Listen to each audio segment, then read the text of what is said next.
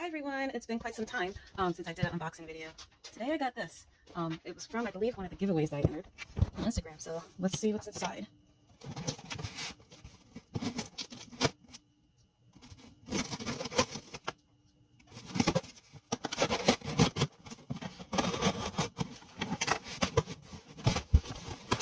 Wow.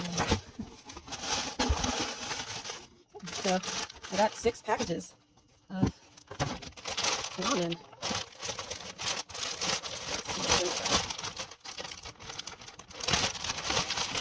So there's Tonkotsu. And I guess the flavor that I won was Tonkotsu because I think they're all Tonkotsu, which is fine and amazing at the same time because I love Tonkotsu. And I actually made, which is basically a breaded pork to go with this. So I'm going to actually add that to the ramen when I finish. So thank you. And the company that provided this, I don't know if you can see it, the lighting in here is not too great, but it's, excuse me, Hakubaku. So thank you so much. Arigato gozaimasu. So I'm going to make some and then I'll show you guys how it turns out. Okay, so I'm back. So I just wanted to show you guys again, this is their new flavor, and on the back, this is how the back looks, and it says it's non-fried noodles, savory soup, and it's ready in 2 minutes. So I'm going to actually check and see how it turns out. And it's supposed to be a traditional Japanese restaurant, or recipe, not restaurant. The harmony exists in every bowl. Soft, non-fried noodles made with premium grains in Japan. Tasty soup mix with just the right balance of Japanese seasons to make it delicious. Be creative, be adventurous, make it your next bowl of Hakubaku ramen your own. So now it has how to make it. So it says you boil 2 cups of water, which I believe I have already set up. I want to change the camera so you can see. And I believe it's at 2 or 4. Well, either way, let me see where it's at. Okay, it's at about 4 cups. And one of these packages, it says it's 1 serving per container. So since I have it at 4 cups, I'm actually going to fix 2 of these. So that's why I'm going with 4 cups. So then it says add the soup packet, then the noodles and stir gently. For al dente noodles, boil for 2 minutes. For more tender, extra 30 seconds. And then use as a base to your noodle bowl and top with egg, pork, pickled ginger, sesame, green onions, anything you like. So as you saw, I was already boiling eggs, and I cut up a lot of vegetables I'm going to add to that after I rewash these. So it's a lot of different ingredients you can use to make it be more authentic. A lot of it's harder to find depending on what area you are, especially in certain countries. In the States, it depends because some areas have more Asian population and others don't. So some ingredients are easier to get than others. But I improvised. So I have carrots, cucumbers, mushrooms, and I had, what was it?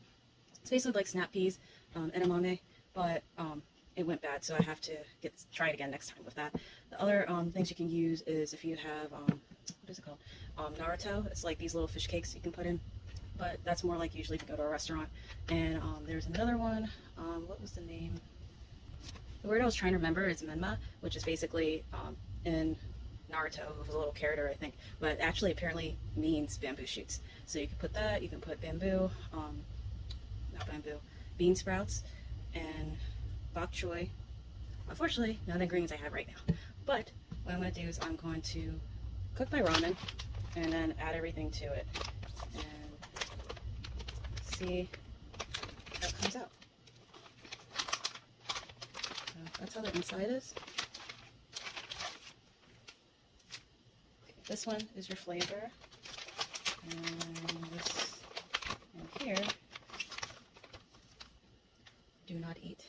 Okay, so soup packet, and then the noodles. So I guess it doesn't matter the order. So I'm going to bring you over more to the stove.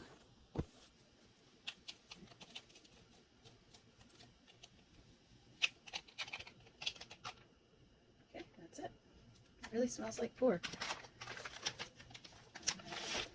Here's my noodles. I set my timer for 2 minutes.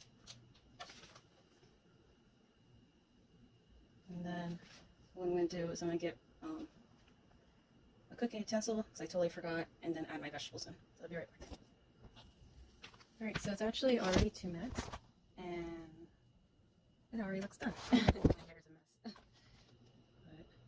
But I'm going to put my vegetables in for 30 extra seconds with it. And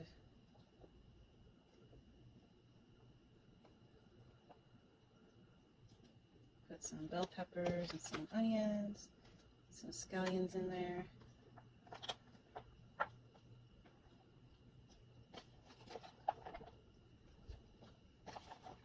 I always cut up a lot more vegetables than I need to.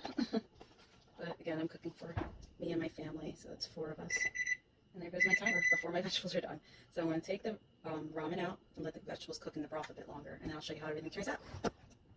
So I'm adding for my second serving. Make sure you take the acetate out.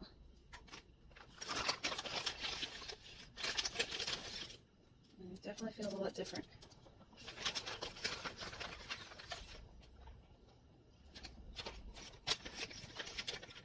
And that's all. That's it. And it smells so good. Let's see if I end up having a new brand of ramen that I love.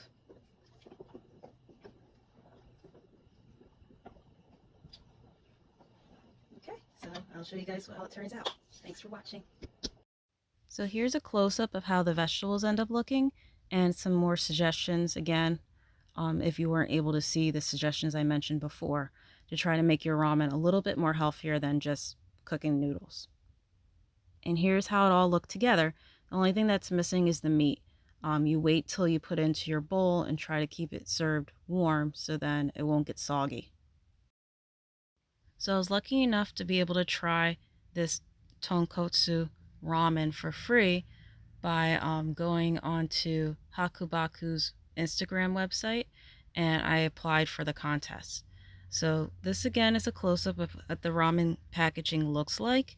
I'm not too sure exactly where you might be able to buy it. I know that this is a US base right now for it, but it's still supposed to have the authentic Japanese restaurant ramen taste.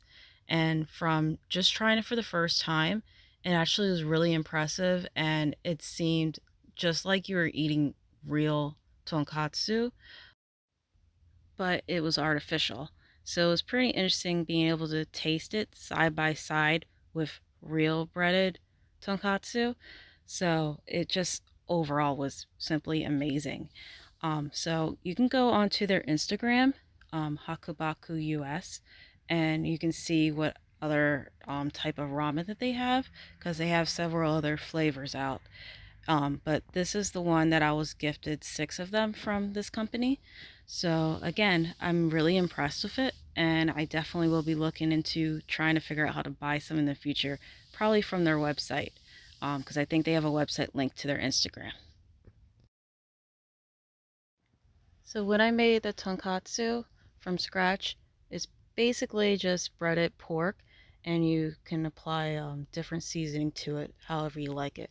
But it's usually fried, and then after it's fried, it can be cut, and then you can cook it independently.